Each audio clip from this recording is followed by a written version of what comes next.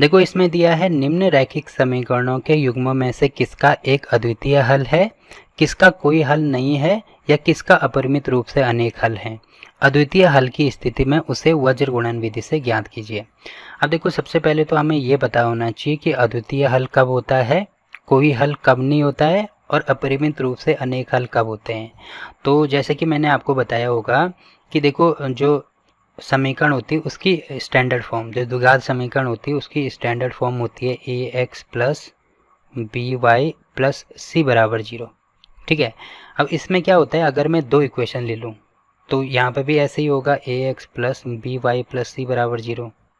तो देखो ये तो सेम हो रहे हैं ना, इसलिए इनके नाम चेंज कर देते हैं। तो यहाँ पे अगर मैं A1 मानता हूँ तो ये A2 हो जाएगा, ये B1 मानता हूँ तो ये B2 हो जाएगा, ये C1 मानता हूँ तो ये C2 हो जाएगा। अब इसमें क्या होता है कि अगर मैं इन दोनों का अनुपात लूँ यानी A1 अपॉन A2 लूँ, इसकी वैल्यू बराबर होती है B1 अपॉन B2 के। अगर ये दोनों आपस में बराबर होती है और तीसरी वैल्यू अगर बराबर नहीं होती है तो उस कंडीशन में क्या होता है, कोई हल नहीं, कोई हल नहीं आता है। अब कोई हल नहीं का मतलब वो जो लाइनें होती हैं, अगर ये वाली कंडीशन आती है तो वो जो लाइनें होती है वो समांतर रेखाएं होती हैं। अब देखो दोनों समांतर रेखाएं आपस में कहीं पर नहीं मिलेंगी, तो कहीं पर नहीं मिलेंगे तो उनका कोई भी हल नहीं होगा। ठीक है, तो कोई हल तब नहीं होगा जब रेखाएं क्या होंगी, समांतर होंगी। मैं यहाँ पर लिख देता हूँ समांतर रेखा। पहली चीज़ तो मैंने आपको ये बताई थी। उसके बाद दूसरी चीज़ ये होती है कि अगर तीनों बराबर हों, जैसे A1 अपॉन A2 बराबर हो B1 अपॉन B2 बराबर हो C1 अपॉन C2, तो देखो तीनों बराबर हैं, इसका मतलब दोनों इक्वेशन बराबर होंगी। ठीक है, तो दोनों इक्वेशन बराबर होंगे मतलब जो लाइन है, पहली लाइन और दूसरी लाइन एक दूसरे के ऊपर आएगी। अब देखो एक दूसरे के ऊपर आने का मतलब ये हर बिंदु पे एक दूसरे को टच करेंगे ना, तो हर बिंदु पर एक दूसरे को टच करेंगे तो इसको मैं कह सकता हूँ कि इसके अनेक हल होंगे, या ऐसे कह सकते हैं कि अपरिमित रूप से अनेक हल होंगे, अनेक हल। ठीक है, दूसरी कंडीशन ये होती है। और तीसरी कंडीशन ये होती है कि अगर A1 अपॉन A2 ही बराबर ना हो B1 अपॉन B2। अब देखो स्टार्टिंग में ही अगर ये चीज़ फॉलो नहीं होती है तो इसको करने की आवश्यकता है ही नहीं, केवल यहीं से हमारा आंसर निकल आएगा। तो उस कंडीशन में क्या होता है कि जब ये दोनों आपस में बराबर नहीं होती तो उस कंडीशन में ये दोनों रेखाएं एक दूसरे को प्रतिच्छेदित करती हैं, और प्रतिच्छेदित करने का मतलब एक ही बिंदु पर प्रतिच्छेदित करेंगे, तो इनका जो आंसर होगा वो एक ही आएगा, इसीलिए इसको कहते हैं अद्वितीय,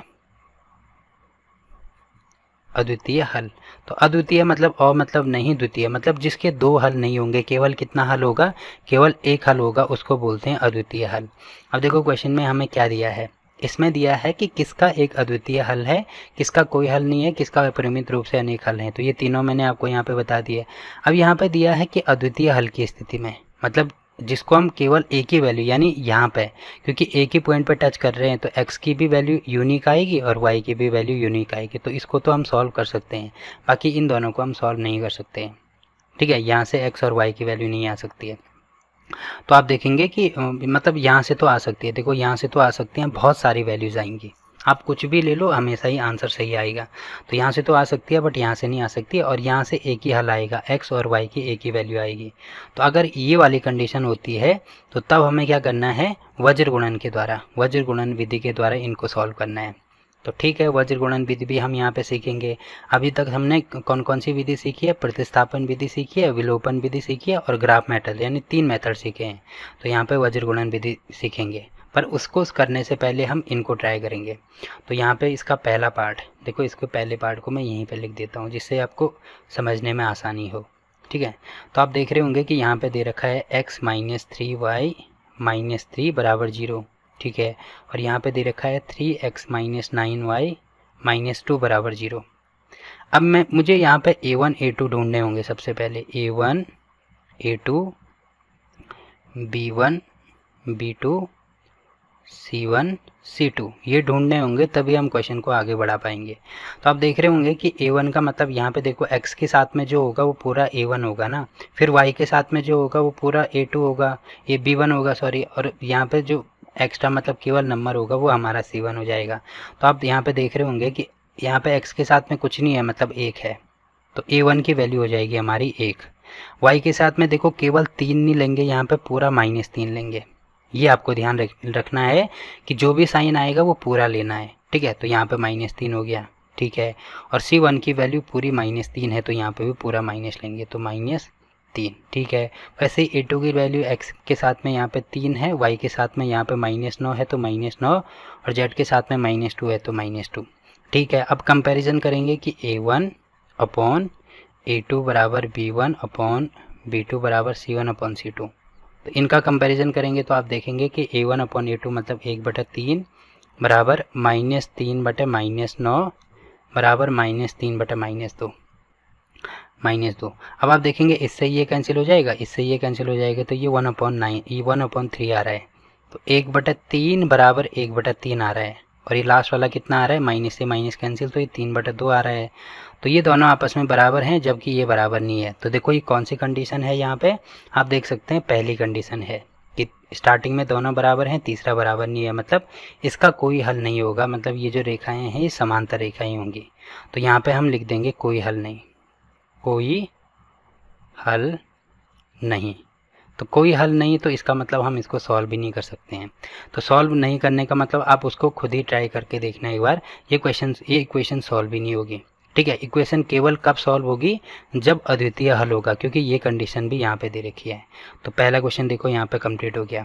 अब दूसरे क्वेश्चन को मैं यहाँ पे इसको पेस्ट कर देता हूँ, इसको नीचे, ठीक है। तो दूसरे क्वेश्चन के लिए आप यहाँ पे देख रहे होंगे, सबसे पहले मुझे A1 B1 C1 इनकी वैल्यू, फिर A2 B2 और C2 इनकी वैल्यू निकालनी होगी, ठीक है।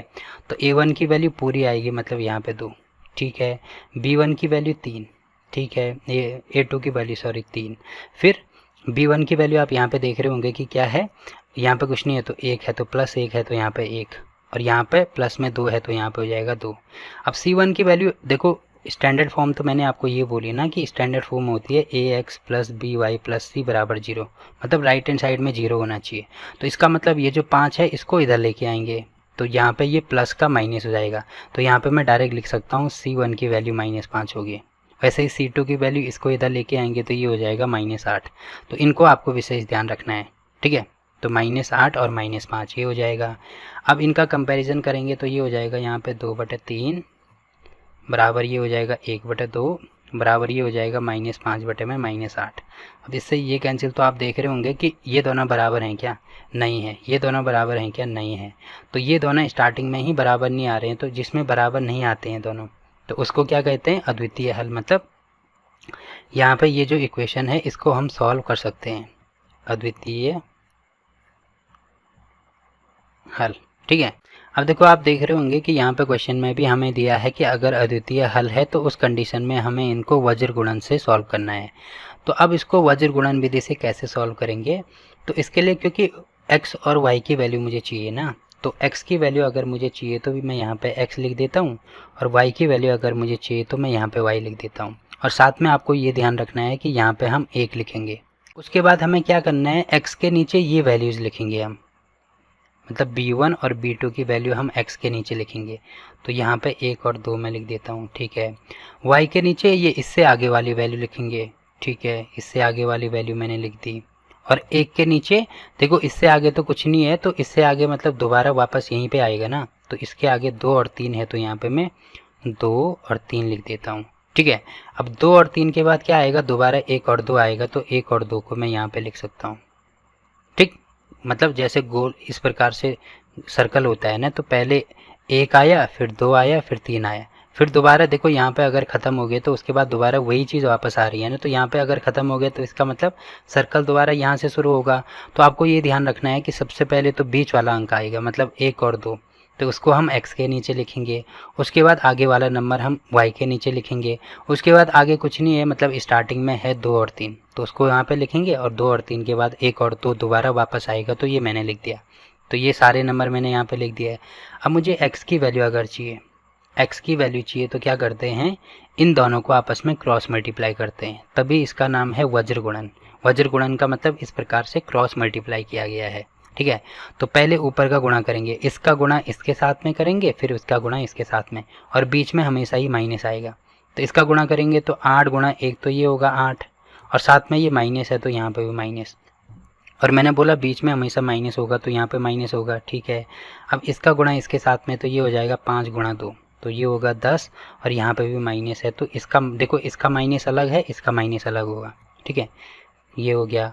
अब y की वैल्यू अगर मुझे चाहिए तो y की वैल्यू के लिए इन दोनों को गुणा कर दो, तो इसका और इसका गुणा करेंगे तो 5 गुणा 3 ये हो जाएगा 15।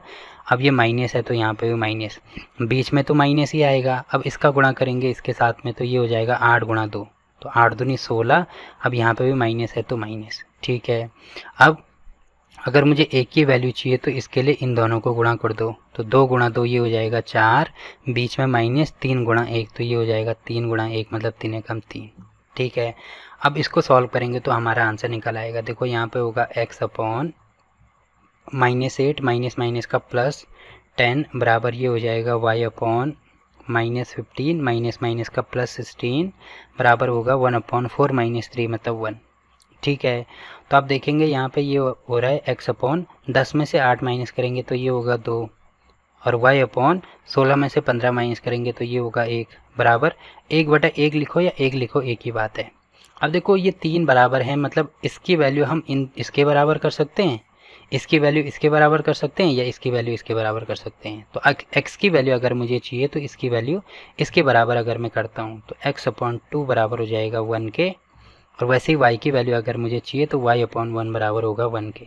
तो x की वैल्यू देखो यहाँ से आ रही है 2 और y की वैल्यू आ रही है यहाँ से 1, ठीक है। तो ये हमारे आंसर हो जाएंगे, और ये मेथड होता है वज्र गुणन विधि, ऐसे सॉल्व किया जाता है। अब देखो यहाँ पे अगर आपको ढंग से क्लियर नहीं हुआ तो इसको एक दो क्वेश्चन जब और करेंगे हम तो तब आपको अच्छे से क्लियर हो जाएगा, ठीक है। तो इसका देखो तीसरा क्वेश्चन मैं यहाँ पे करता हूँ। तीसरा क्वेश्चन क्या दे रखा है इसमें, तो देखो तीसरा पार्ट इसमें ये वाला दे रखा है, तो इसमें भी सेम टू सेम वही करना होगा। पहले A1 A2 B1 B2 C1 C2, सबसे पहले ये निकाल दो। तो A1 की वैल्यू हमारे पास है 3, ठीक है। B1 की वैल्यू है 6, ठीक है। और B1 नहीं A2 की सॉरी B1 की वैल्यू है -5, ठीक है। और B2 की वैल्यू है -10, ठीक है। अब इसको इधर लेके आएंगे तो 20 का माइनस होगा ना, तो ये हो जाएगा -20, और C2 की वैल्यू हो जाएगी -40, ठीक है। अब आप देख रहे होंगे पहले मुझे इनका कंपैरिजन करेगा तो ये करना होगा, तो 3/6 बराबर -5/10 बराबर -20/-40। तो इससे ये कैंसिल, तो यहाँ से तो मुझे मिल रहा है 1/2, और यहाँ से भी मुझे मिल रहा है 1/2। तो यहाँ से देखो कितना मिल रहा है, ये भी मिल रहा है मुझे माइनस में, देखो यहाँ पे -1/2, तो ये हो रहा है 1/2 और ये हो रहा है -1/2। तो देखो ये दोनों आपस में बराबर होंगे क्या, दोनों आपस में बराबर नहीं होंगे। तो स्टार्टिंग में ये दोनों बराबर नहीं है, तो इसका मतलब जब बराबर नहीं थे तो मैंने क्या बोला था कि अगर स्टार्टिंग में ये दोनों आपस में बराबर नहीं है, ठीक है, यहाँ पे ये था A1 अपॉन A2 बराबर नहीं है तो अद्वितीय हल होगा। अब जब अद्वितीय हल होगा तब हम इसको वज्र गुणन विधि से सॉल्व कर सकते हैं। तो यहाँ पे हम लिखेंगे अद्वितीय हल, ठीक है। अब सॉल्व करेंगे तो कैसे करेंगे, क्योंकि x y की वैल्यू मुझे चाहिए, तो यहाँ पे मैं लिख देता हूँ x, यहाँ पे लिख देता हूँ y, यहाँ पे लिख देता हूँ 1, ठीक है। अब मुझे A1 A2, देखो मैंने बोला था कि A1 A2 को हम छोड़ देंगे, यहाँ से शुरू करेंगे। तो यहाँ पे -5 है, यहाँ पे -10 है, तो इसके नीचे मैं लिख देता हूँ -5 -10, ठीक है। उसके बाद -5 -10 के बाद -20 -40 है, ठीक है। तो यहाँ पे लिख देते हैं -20 -40, ठीक है। अब इसके बाद देखो आगे कुछ नहीं है तो दोबारा स्टार्टिंग वाला रिपीट होगा। तो 3 और 6 है तो यहाँ पे आएगा 3 और 6, ठीक है। अब 3 और 6 के बाद क्या आता है -5 और -10, तो यहाँ पे मैं लिख देता हूँ -5 -10। अब x की वैल्यू अगर मुझे चाहिए तो x की वैल्यू के लिए हम इन दोनों को आपस में गुणा करेंगे और इनको आपस में गुणा करेंगे। तो पहले ऊपर से नीचे गुणा करेंगे, ठीक है। अगर आप नीचे से करेंगे तो फिर आंसर गलत हो जाएगा, ऊपर से नीचे गुणा करेंगे। तो देखो माइनस माइनस का तो प्लस होगा, और 40 गुणा 5 मतलब 5 को कितना होगा 20, तो ये हो जाएगा यहाँ पे 200। मैंने बोला था बीच में हमेशा माइनस आएगा, ठीक है। फिर अब इसका गुणा करेंगे तो इसका गुणा इसके साथ में, तो ये भी हो जाएगा 200, क्योंकि 20 गुणा 10 करेंगे 200, और माइनस माइनस का ये भी प्लस, ठीक है। अब बराबर y की वैल्यू अगर मुझे चाहिए तो y के लिए इसका गुणा इसके साथ में कर दो, इसका गुणा इसके साथ में, तो पहले इन दोनों का, तो 6 गुणा 2 तो 6 दूनी 12 मतलब 120, और ये माइनस है तो प्लस माइनस का माइनस, ठीक है, बीच में माइनस ही आएगा। उसके बाद इसका गुणा करेंगे तो 3 चौको 12, ठीक है, ये भी 120 आएगा, बट यहाँ पे माइनस है तो यहाँ पे भी माइनस आएगा, ठीक है। अब बराबर यहाँ पे हो जाएगा कितना, इनको गुणा कर दो, तो ये हो जाएगा हमारे पास यहाँ पे 3 गुणा 10, तो 1 अपॉन यहाँ पे हो जाएगा माइनस में 30, और बीच में माइनस आएगा, और उसके बाद 6 गुणा 5 तो 6 पंजे 30, तो यहाँ पे भी 30। अब आप देख रहे होंगे कितना आ रहा है, ये x की वैल्यू देखो कितनी आ रही है, x अपॉन 0, y अपॉन ये भी 0 हो रहा है, और 1 अपॉन ये भी 0 हो रहा है। तो ये तो इसका आंसर ही नहीं आ रहा। देखो एक बार मैं चेक कर लेता हूँ इसको। इसमें आप देख रहे होंगे ये 3/6 है, ये 5/-10 है। देखो यहाँ भी माइनस होगा, तो इससे ये कैंसिल हो रहा है, इसका मतलब ये बराबर होंगे। देखो यहाँ पे मैंने इसको गलत कर दिया, ये हो जाएगा यहाँ पे 1/2 बराबर, ये भी प्लस में 1/2 हो जाएगा, और ये भी 1/2 हो जाएगा। तो तीनों आपस में बराबर आ रही हैं, इसका मतलब ये रेखाएं कौन सी होंगी, ये समपाती रेखाएं होंगी। समपाती मतलब एक दूसरे के ऊपर आने वाली है, इस प्रकार से, ठीक है। तो एक दूसरे के ऊपर आ रही है, इसका मतलब हम इसको सॉल्व नहीं कर सकते हैं, तो ये वाले को भी हम सॉल्व नहीं कर सकते, ठीक है। तो ये वाला क्वेश्चन एक बार मैं देख लेता हूँ यहाँ पे। तो तीसरा भी इसमें दे रखा है, अपरिमित रूप से अनेक हल होंगे। अपरिमित रूप से अनेक हल क्यों होंगे, क्योंकि मैंने अभी बोला ना कि समपाती रेखा होंगी, मतलब एक दूसरे के ऊपर आएंगे। अब देखो एक दूसरे के ऊपर आएंगे तो हर पॉइंट पर ये एक दूसरे के बराबर होंगे, तो प्रत्येक बिंदु एक दूसरे से मिल रहा है, इसका मतलब बहुत सारे इसमें क्या होंगे, बहुत सारे आंसर आएंगे। जबकि जो अद्वितीय हल वाला होता है उसमें केवल एक पॉइंट पर मिलता है, तो एक पॉइंट पर मिलता है इसीलिए एक ही हल होता है। इसमें बहुत सारे पॉइंट पर मिल रहा है इसमें, इसीलिए बहुत सारे हल होंगे, ठीक है। तो देखो ये वाला क्वेश्चन भी हो गया। अब लास्ट क्वेश्चन इसमें दे रखा है, इसको सॉल्व करना है। तो इसके लिए पहले A1 A2 मैं यहीं पे निकाल देता हूँ।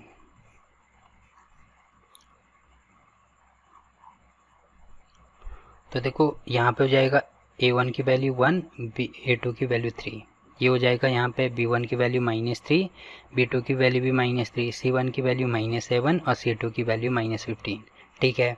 अब A1 A2 निकालेंगे तो ये हो जाएगा 1/3 बराबर -3 अपॉन -3 बराबर -7 अपॉन -15। अब इससे ये कैंसिल, तो यहाँ पे 1 हो रहा है, तो 1/3 बराबर होता है क्या 1/1 से, तो नहीं होता है। तो इसका मतलब अभी देखो ये बराबर नहीं हो रहा है, तो इसका मतलब यहाँ पे क्या आएगा, अद्वितीय हल आएगा, अद्वितीय हल। अब अद्वितीय हल आएगा, इसका मतलब हम इसको सॉल्व कर सकते हैं। तो सॉल्व कैसे करेंगे, मैंने बोला था A1 A2 हमें पता होने चाहिए, तो ये तो मुझे चाहिए यहाँ से, तो इसको मैं यहाँ पे लिख देता हूँ। देखो x y और 1 यहाँ पे लिखेंगे, ठीक है। उसके बाद पहले रो को छोड़ देंगे, उसके बाद यहाँ से शुरू करेंगे, तो -3 -3 -3 -3, ठीक है। उसके बाद आता है -7 -15, ठीक है। उसके बाद आता है, देखो ये भी आ गया, ये भी आ गया, उसके बाद आगे कुछ नहीं है, तो स्टार्टिंग वाला 1 और 3, और उसके बाद 1 और 3 के बाद -3 -3, तो ठीक है, यहाँ पे लिख दो -3 और -3। देखो यहाँ पे बटन नहीं होगा, ठीक। अब मुझे अगर x की वैल्यू चाहिए, तो इनको इसका वज्र गुणा इसके साथ में, इसका इसके साथ में, तो इसका इसके साथ में तो माइनस माइनस का होगा प्लस, 15 गुणा 3 तो 15 45, फिर बीच में माइनस का साइन आएगा, इसमें माइनस माइनस का प्लस होगा, और 7 गुणा 3 21 बराबर। अब मुझे देखो y की वैल्यू अगर चाहिए, तो y के लिए इन दोनों को गुणा कर दो, ठीक है। तो 7 गुणा 3, तो देखो प्लस माइनस का तो माइनस होगा, तो 21, बीच में माइनस आएगा ही आएगा।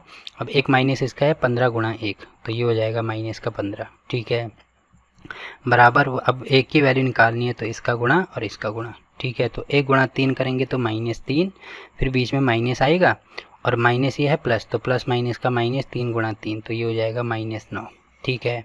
अब इसको सॉल्व करेंगे तो आप यहाँ पे देखेंगे ये हो जाएगा x अपॉन 45 में से 21 माइनस कर दो, तो यहाँ पे होगा 4 और 2, तो ये हो रहा है 24 बराबर y अपॉन ये होगा -21 माइनस माइनस का प्लस 15, और यहाँ पे 1 अपॉन माइनस माइनस का प्लस होगा तो -3 + 9।